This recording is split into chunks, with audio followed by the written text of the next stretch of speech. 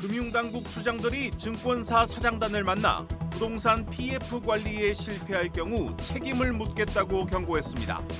일부 건설사나 금융회사에 어려움이 있더라도 감내하겠다는 뜻을 밝혔습니다. 금융당국이 저축은행의 연체율 관리를 위해 개인사업자 연체채권 매각 채널을 확대합니다. 다음 달부터 캠코를 비롯한 민간 부실채권 회사에도 연체채권 매각이 가능해집니다. 포스코가 오늘 차기 회장 후보 숏리스트를 확정합니다. 하지만 이사회를 둘러싼 잡음이 여전해 선출 절차에 제동이 걸릴 가능성도 남아 있습니다. 지난해 11월 출생아 수가 또다시 역대 최저치를 기록했습니다. 인구 절벽이 본격화하면서 우리나라 인구는 2019년 11월부터 49개월째 자연 감소하고 있습니다.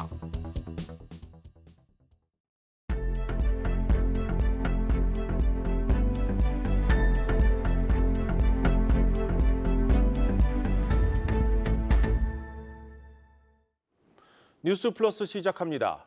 부동산 PF 부실을 둘러싼 우려가 커지고 있는 가운데 금융당국 수장들이 오늘 증권사 사장단을 만나 부동산 PF 리스크 관리에 실패할 경우 책임을 묻겠다고 경고했습니다. 이복현 금융감독원장은 이 새 살이 돋으려면 굳은 살부터 벗겨야 한다며 전면적인 부동산 PF 구조조정을 예고했습니다. 첫 소식 박승환 기자입니다. 금융감독원은 부동산 PF 사업장의 부실이 발견된다면 빠르고 과감하게 정리해야 한다는 입장입니다. 여의도 금융투자협회에서 진행된 간담회에는 금융당국 수장들과 김미섭 미래에셋증권, 박종문 삼성증권, 김성현 KB증권 대표 등 10개 증권사 CEO들이 참석했습니다. 이복현 금감원장은 부동산 PF 위기 상황 대비를 위한 충당금 적립이 필요하다며 예상 손실을 느슨하게 계산할 경우 엄벌을 예고했습니다. 최근 몇몇 사례와 같이 일부 회사의 리스크 관리 실패로 인해 금융시장의 충격 요인으로 작용하는 경우에는 해당 증권사와 경영진에 대해서 엄중하고 합당한 책임을 물을 수밖에 없다는 점에 대해 부동산 침체가 길어지면서 PF발 위기가 꾸준히 제기되는 만큼 금융시장 전반으로의 충격을 막기 위해서 어느 정도의 부담은 감내하겠다는 뜻으로 풀이됩니다. 김주현 금융위원장은 혁신기업과 국민의 자산 만들기를 도와야 할 증권업계가 여전히 특정 사업에만 물들어 있다고 꼬집었습니다. 빠른 이익만을 쫓는 업계 특성이 단기 투자나 부동산 PF 등으로의 쏠림을 키웠다는 지적입니다. 여전히 위탁매매, 그다음에 부동산 중심의 영업 행태를 보이면서 종합 기업금융 서비스 제공기관으로서의 기능은 미흡하다는 평가입니다. 자본시장의 체질 개선을 위해 증권업계 스스로의 노력이 필요하다는 판단인데 정부와 기업들의 과제도 주어졌습니다. 금융당국은 올해 금융투자소득세 폐지와 소액주주를 보호하는 방향으로의 상법 개정을 정책 목표로 추진합니다. 이와 함께 상장사의 주요 투자 지표를 공개해서 기업 스스로 주주 가치를 높이도록 이끌 계획인데 구체적인 내용은 다음 달 공개됩니다. 한국경제TV 박승환입니다. 부동산 PF 부실이 우리 경제의 뇌관이 될 가능성이 높아지면서 금융당국 수장들의 발언도 강경해지고 있습니다. 이복현 금감원장은 오늘 일부 금융회사나 건설사에 문제가 생겨도 감내하겠다는 입장을 내놓기도 했습니다. 취재기자 보다 자세히 알아보겠습니다. 경제부 이민재 기자 나왔습니다. 이 기자, 이 부동산 PF 부실 문제를 바라보는 이 정부나 당국 수장들의 발언이 갈수록 좀 거세지는 분위기입니다. 맞습니다. 이게 지난해는 불안을 좀 달래는 모습이었는데 지금은 좀 사뭇 달라진 분위기거든요. 앞서 이제 이복현 금감원장이 경고한 것에 이어서 그 전에도 한국은행 같은 경우에는 태형건설 사태를 들면서 시스템 위기 확산 가능성은 작다고는 하지만 그래도 관리에 소극적으로 인하면 부실 규모가 좀 커질 수 있다라고 짚었습니다. 네. 이 금융위원회도 불안 요인이 좀 남아있음을 강조를 하고 있고 이 기재부도 부동산 PF를 잠재 위험 요소로 주목을 하고 있습니다. 올해 특히 이제 고금리 또 부동산 침체가 계속해서 맞물리고 있다는 점이 부각이 되는데요. 이 향후 부동산 상황도 좋지는 않습니다. 이 1월 주택 가격 전망 지수 같은 경우에는 92로 이 전월 대비 1포인트 정도 하락을 했는데 이게 4개월 연속이거든요. 이 당장 해결하기 어려운 상황이기 때문에 연결고리를 좀 과감히 끊어내야 한다는 게 힘이 실립니다. 네, 이 부동산 PF에 대한 경고음이 울린 게 지난해부터인데 그동안 좀 관리를 해오지 않았습니까? 근데 오히려 좀 상황이 나빠진 것 같습니다. 맞습니다. 이 2021년부터 좀 본격적으로 나빠지는 모습이 보이고 있는데요. 지금 이제 그래프에서 보다시피 이 2021년 4분기부터 이 부동산 PF 잔액 또 연체율이 계속해서 오름세를 보이고 있습니다. 네. 이 2021년 4분기에는 한 112조 원이었는데 2년도 안에서 22조 원이 잔액이 늘었고 연체율은 더욱 가파릅니다. 지금 이제 0.4%에서 2.4%로 크게 뛰었거든요. 네. 이 세부적으로 보면 더 안 좋은데요. 이 저축은행 같은 경우에는 1.2에서 5.6, 상호금융은 0.1에서 4.2, 증권사는 3.7에서 13.9로 이 상황이 안 좋습니다. 이렇다 보니까 정부도 좀 위험을 진화하는 데 좀 주력을 하는 모습입니다. 네, 이렇게 보니까 이 부동산 PF 부실 문제는 이 전 금융권이 위험지대에 놓여 있는 것 같은데 상황 어떻습니까? 맞습니다. 이 부동산 PF는 크게 이제 브릿지론 그리고 이제 본 PF 두 단계로 나눌 수가 있는데요. 이 브릿지론 같은 경우에는 지금 이제 보다시피 부동산 사업을 하기 전에 이 네. 부지 매입 등의 돈을 쓰기 위해서 마련되는 대출인데 이때 이제 큰 불확실성 때문에 아무래도 이금융권, 뭐 저축은행이나 증권사를 통해서 돈을 좀 빌리게 됩니다. 이후에 이제 본 PF 단계로 넘어가면 이제 분양 준비 시기가 되는데 이때는 일반적으로 1금융권에서 돈을 빌려서 이제 브릿지론을 갚고 이것도 건설 비용으로 쓰게 됩니다. 네. 근데 지금 같은 경우에는 부동산 시장 침체, 뭐 고금리 등으로 이제 전반적으로 다 경색이기 때문에 이 전 금융사들이 위험 사정권에 들어있다라고 이제 판단을 하고 있습니다. 네, 그래서 일단은 이 부동산 PF 구조 조정을 서두르는 모습인데 이 부동산 PF 부실이 좀 금융시장 전반으로 퍼지지 않도록 이 시스템을 만드는 일도 좀 시급해 보입니다. 좀 어떤 방안들이 거론되고 있습니까? 이 당장은 이제 앞서 리포트에서 보셨다시피 이복현 금감원장이 이제 강조를 한 옥석 가리기 그리고 이제 자기 책임 강화가 핵심인데 이전까지는 이제 지난해까지는 대출 이자를 좀 지원해주는 방식이 이용이 됐거든요. 네. 근데 다만 이게 좀 연명을 한다 이런 거에 좀 비판이 나온 바가 있습니다. 이어서 이제 정부 같은 경우에는 부동산 PF 뭐 재구조화라든지 또 연착륙 그리고 제도 개선 세 가지 방향을 좀 중점적으로 보고 있는데 이는 이미 올해 그 초에 경제정책 방향에서도 언급이 된 바가 있습니다. 이 정부 같은 경우에는 뭐 시행사, 시공사, 뭐 캠코 등과 이제 함께 이제 PF 정상화 펀드의 뭐 재구조화라든지 이런 논의를 좀 지속을 해왔는데요. 네. 특히 이제 PF 대주단 협의회에서 신규 자금 투입을 좀 원활하게 하기 위해서 이 어떤 찬성 측을 대상으로 우선 변제권을 주거나 이 구조조정 결의를 좀 더 쉽게 할 수 있도록 하는 방안 등이 거론이 됩니다. 다만 이는 어떻게 보면 유도하는 차원이기 때문에 이 제도 개선이 좀 뒤따를 필요가 있거든요. 이 정부는 일단은 부동산 개발 사업 추진 방식을 이제 근본적인 개선으로 추진한다는 입장입니다. 기재부 같은 경우에 대해서도 이 일을 이제 언급을 했는데 이제 현재 용역을 맡겼고 초기 단계라고 밝혔습니다. 네. 그런데 이것만으로 좀 괜찮은지 모르겠습니다. 이런 상황에서 좀 금융회사들이 이 건전성을 유지할 수 있도록 좀 숨통을 터줄 필요도 있어 보입니다. 맞습니다. 일단 위험 전이를 막아야 하는데 네. 이를 위해서는 이제 건전성 관리책도 내놓고 있거든요. 당장 이제 아까 연체율이 좀 다소 높았던 저축은행 같은 경우에 주로 타깃이 되고 있는데 네. 이번에 일단 저축은행 연체율의 어떤 증가 속도를 좀 줄이기 위해서 이 어떻게 보면 개인 사업자 연체 채권 매각 채널을 좀 늘리기로 했습니다. 이것도 올 초에 좀 언급을 했던 거거든요. 네. 기존에는 뭐 새출발 기금이 사실 이 사는 것에 한정돼 있었는데 실효성이 좀 떨어진다는 평가를 받아왔습니다. 여기서 이제 캠코 또 일부 전문 투자 회사로 좀 확장을 해서 채널을 좀 다양화하겠다라는 그 방안을 내놨고요. 네. 또 취약차주 채무 조정을 통해서 이 저축은행 건전성 분류를 좀 완화하고 뭐 부실 채권 상각이라든지 매각 이런 것들을 좀 규제 유연화를 진행할 방침입니다. 이 금융위는 금융사의 연체 채권 정리와 관련해서 제도 개선을 이어가겠다는 입장이기 때문에 이 정부의 새로운 대책이 계속해서 좀 시험대에 오를 전망입니다. 네, 잘 들었습니다. 경제부 이민재 기자였습니다.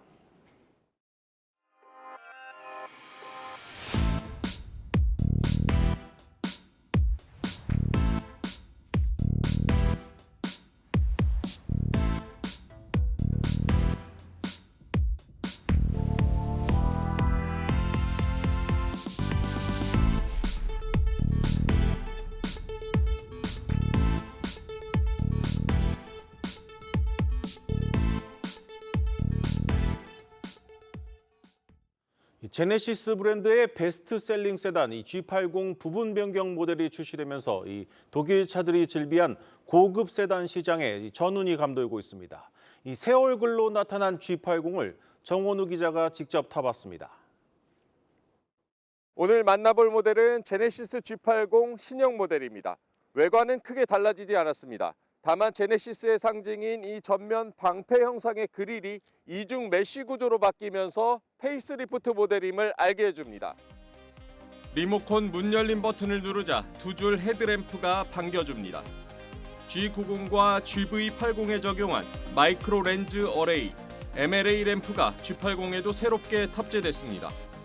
5m 이상으로 늘어난 전장, 실내 공간을 결정하는 3m가 넘는 휠 베이스는 특유의 시원한 느낌을 줍니다. 후면부는 머플러를 안쪽으로 숨기면서 내연기관의 이미지를 줄였습니다. 실내에서 가장 달라진 부분은 클러스터와 인포테인먼트 시스템을 하나로 합친 27인치 와이드 디스플레이입니다.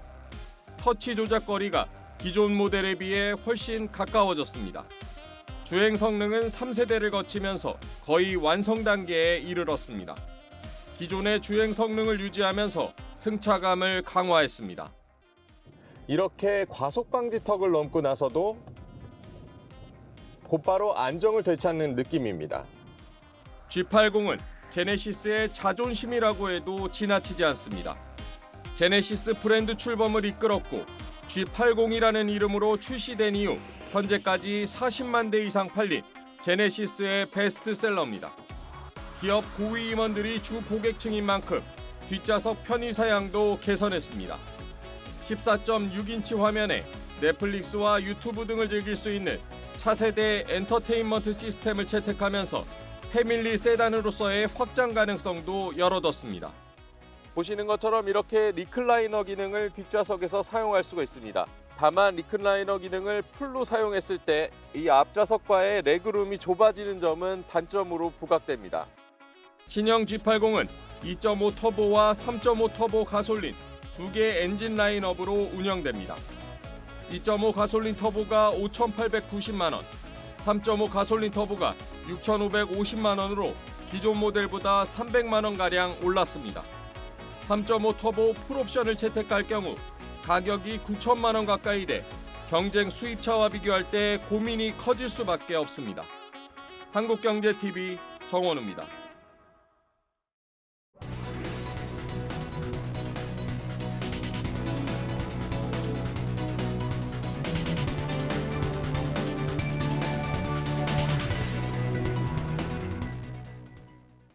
마켓플러스입니다. 오늘 증시에서 투자자들의 눈길을 끈 소식들 살펴보겠습니다. 첫 번째 주제, 품절주 삽니다. 네, 올해 첫 증시에 상장한 기업이죠. 우진엔텍이 코스닥 시장 상장 첫날 공모가의 4배까지 오르는 따따블에 성공했습니다. 지난해 말부터 이어진 공모시장 흥행 분위기가 올해도 이어지고 있는 건데요. 주가가 오른 건 상장 직후 유통 가능 물량이 전체 주식수의 이렇게 10%대에 불과했기 때문이란 분석입니다. 여전히 매수 호가 잔량이 400만 주에 달하기 때문에 내일도 주가가 상한가에 직행할 가능성이 제기됩니다. 우진엔텍은 원자력 발전 계측 제어 설비 정비 업체입니다. 최근엔 원전 해체 시장으로 사업을 확장하고 있는데요. 증권업계는 비록 현재 주가가 많이 비싼 수준이지만 해체 시장 성장 잠재력을 눈여겨보는 분위기입니다. 특히 해체의 경우 한 번 수주하면 최소 15년에서 최대 30년치 일감을 확보하는 사업이 될 수 있습니다. 원전을 해체하기 위해 방사선 수치를 낮추는 데 걸리는 시간이 보통 15년 이상 걸리기 때문입니다. 이를 눈여겨보고 수많은 기관 투자자들이 상장 당일 물량을 팔기보다 보유하는 전략으로 방향을 바꾼 것으로 알려졌습니다. 이번 공모에 참여한 한 기관 투자자는 첫날 매도하려고 했다가 이번에 품절 주식이 되는 바람에 주문을 취소했다고 말했습니다. 다만 해체 사업의 수익성이 높지 않은 점은 투자에 유의할 점으로 꼽힙니다. 일반적으로 원전 해체로 얻는 수익의 40%는 노동비, 40%는 폐기물 처리비로 사용되기 때문입니다. 한 원전 전문가는 원전 해체가 기술 장벽이 높은 분야가 아니기 때문에 산업화 대상이 될 수 있을지는 미지수라고 지적했습니다. 다음 두 번째 키워드 보시겠습니다. 네, 날개단 은행주. 은행주 주가가 오늘 최근에 상승세입니다. 올해 금리가 내릴 것이란 전망에 더해서 정부가 은행들의 상생금융을 요구하면서 실적 부진 우려가 제기됐지만 조기 금리 인하 가능성이 낮아지면서 투자 심리가 개선됐기 때문입니다. 어제에 이어 오늘도 KB금융과 신한지주, 하나금융지주 등 은행주 주가가 강세를 나타냈습니다.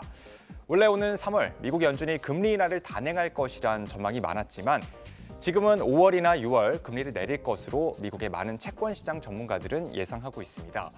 실적 부진 우려는 아직까지 남아있는 상황인데요. 은행업종의 지난해 4분기 지배주주 순이익은 2조 2천억 원으로 1년 전 같은 기간과 비교했을 때 10% 넘게 줄어들 것으로 예상됩니다. 하지만 은행들이 주주 환원을 더 늘릴 것이란 기대도 있습니다. 시장은 높은 자본 비율을 보유한 대형 은행들의 경우 4분기 실적 발표 때 추가적인 자사주 매입이나 소각을 발표할 것으로 보고 있습니다. KB금융과 하나금융지주, 우리금융지주 모두 30% 넘는 주주 환원율을 기록할 것으로 예상됩니다. 마지막 키워드 보시겠습니다. 어게인 기생충. CJ ENM이 4년 만에 아카데미상 후보에 작품을 올렸다는 소식에 오늘 주가가 강세를 나타냈습니다. 지난 2020년에도 CJ ENM은 영화 기생충이 아카데미상 시상식에서 4관왕에 오르면서 주가가 단기 급등한 적이 있습니다. CJ ENM이 투자 배급한 영화 패스트 라이브즈는 제96회 아카데미 시상식에 작품상과 각본상 최종 후보에 이름을 올렸습니다. 패스트 라이브즈는 각국 영화제에서 총 183개의 수상 후보에 이름을 올렸고 또 64관왕 수상이라는 기록을 세우고 있는데 이번에 아카데미상 수상까지 하게 되면 CJ ENM 입장에선 겹경사를 맞는 셈입니다. 아카데미상 시상식은 오는 3월 미국에서 열릴 예정입니다. 실적도 개선되는 흐름을 보일 것으로 시장은 예상하고 있는데요. 영화와 드라마 부문 수익성 회복에 힘입어서 올해 영업이익이 흑자 전환할 가능성이 매우 높다는 분석입니다. 지금까지 마켓플러스였습니다.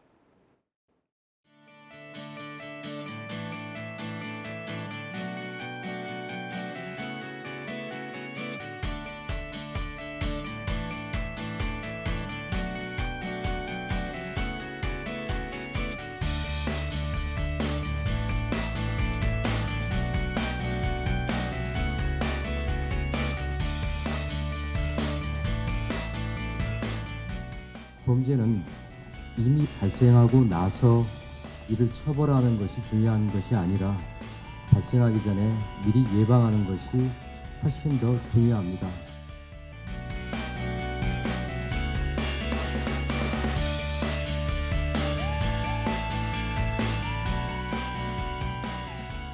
대검찰청으로부터는 최신 범행 수법을 공유받아 피해 예방 업무에 활용하는 한편 금융거래 목적을 철저히 확인하여 통장이 범행에 악용되지 않도록 예방 노력을 기울이겠습니다.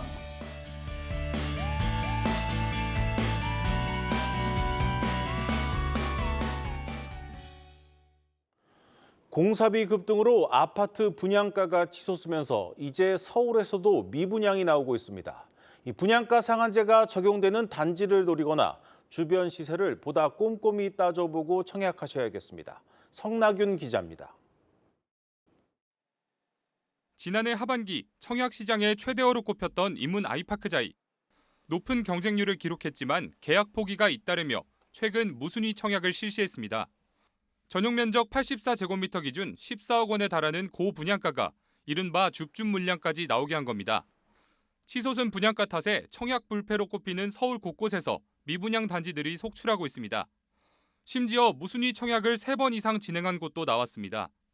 상황이 이렇다 보니 청약 시장에 관심이 높은 실수요자와 투자자 모두 혼란이 가중되고 있습니다. 전문가들은 분양가가 높아도 주변 신축과 구축 단지의 시세를 따져보면 경쟁력 있는 곳을 찾을 수 있다고 조언합니다. 이제 분양가가 주변 시세 대비해서 높은 수준의 책정이 된다 이런 곳들이 나오고 있잖아요. 주변에 이제 구축과 뭐 이런 것들을 잡다하게 다 포함을 했을 때의 얘기고 주변 신축과 비교했을 때는 어느 가격을 놓고 봤을 때 비교 우위에 있는 청약의 경우 적극적으로 노려볼 만하다는 겁니다. 최근 논란을 빚은 민간 아파트 사전 청약은 공사 중단이나 지연 가능성이 있는 만큼 보수적으로 접근해야 한다는 지적입니다. 청약 물량이 좀 줄어들었는데 청약 예정인 단지들도 계획을 미룰 걸로 보여져서 분상제 적용 단지에 집중을 해야 될 것 같습니다. 서울은 면적이 좁은데 수요는 지속적으로 늘어날 것이기 때문입니다. 이 밖에 상급 지역 구축 단지와 110 대책 수혜 가능성이 있는 정비 사업 단지를 눈여겨볼 필요가 있다는 조언도 나옵니다. 한국경제TV 성나균입니다. 이 코로나19 유행 당시 돌풍을 일으켰던 이 국내 진단키트 기업들 기억하실 겁니다. 이 팬데믹이 끝난 후 실적 악화에 직면했는데 이제 해외 사업을 통해 재도약을 노리고 있습니다. 김수진 기자입니다. 오늘 시젠이 세계적인 IT 기업 마이크로소프트와 영국 런던에서 협약식을 열었다고 밝혔습니다. 협약의 주된 내용은 기술 공유 사업 협업. 천종윤 대표가 밝힌 기술 공유 사업은 시젠의 PCR 진단 기술과 시스템을 다른 기업에 제공해 진단 제품을 개발, 생산하도록 돕는 사업입니다. 시젠은 이를 위해 각국을 대표하는 기업과 파트너십을 맺고 파트너사는 개발, 생산, 판매를 전담할 회사를 현지에 세운다는 계획. 2028년까지 약 100개국 기업과의 계약이 목표입니다. 이번 협업으로 마이크로소프트는 시젠의 파트너 연결을 돕게 되며 시젠의 시스템에는 마이크로소프트의 오픈 AI 서비스인 애저가 적용됩니다. 또 다른 진단 기업인 ST바이오센서 역시 해외 확장에 대규모 자금을 투입한 상태. 실제로 2022년 약 2조 원의 미국 진단 기업 메리디안 바이오사이언스를 2023년은 114억 원의 파나마에 위치한 의료기기 유통기업 미래로를 인수하기도 했습니다. 국내 대표 진단 기업들의 해외 사업 강화는 코로나 이후 신성장 동력 찾기의 일환. 기회가 많고 규모도 큰 글로벌 시장을 공략한다는 겁니다. 실제로 2023년 3분기 연결 기준 시젠과 ST바이오센서의 영업 손실은 101억 원과 375억 원으로 각각 3, 4분기 연속해 손실인 상황. 코로나 당시 역대 최대 실적을 기록했던 국내 진단 기업들이 해외 사업으로 위기를 돌파할 수 있을지 귀추가 주목되고 있습니다. 한국경제TV 김수진입니다. 중국 정부가 대규모 증시 부양책을 검토하고 있다는 소식에 중국과 홍콩 주식시장이 들썩이고 있습니다. 이 중국 시장 상승에 베팅한 투자자들의 기대도 커지고 있습니다. 박찬휘 기자입니다.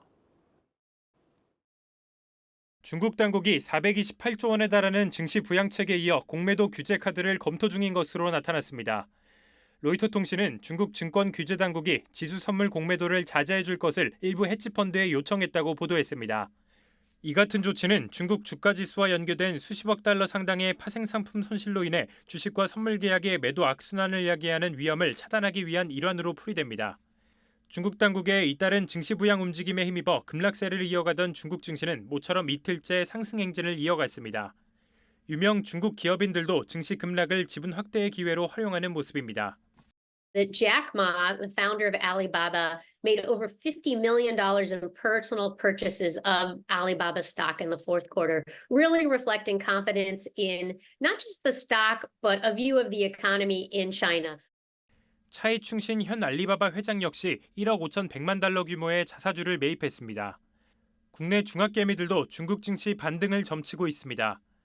올 들어 중국 증시 보관액은 전년 동기 대비 1,000억 원 줄었지만 중국 대형주 50개 주가를 3배로 추종하는 ETF인 YINN을 최근 한 달간 500억 원 가까이 사들인 것으로 나타났습니다.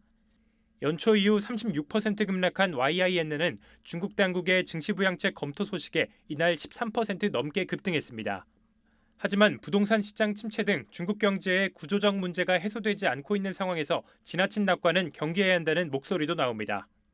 해외 언론들이 좀 자극적인 보도를 좀 하는 경향들이 있어가지고 확정이 되기 직전까지는 상황을 지켜봐야 되지 않나라고 보고 있긴 합니다. 지금 다들 걱정하는 게 부동산이 저렇게 망가지는데 괜찮을 건지, 금융기관들 손실 괜찮을 건지 근본적인 게 해결이 안 되면 사실 쉽지 않겠죠.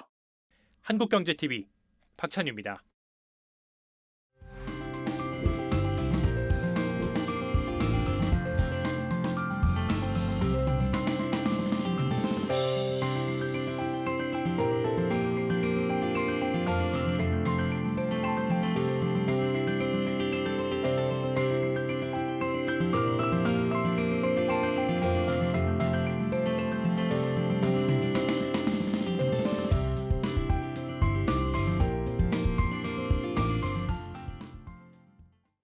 오늘 준비한 뉴스 플러스는 여기까지입니다. 오늘도 함께해 주신 여러분 고맙습니다.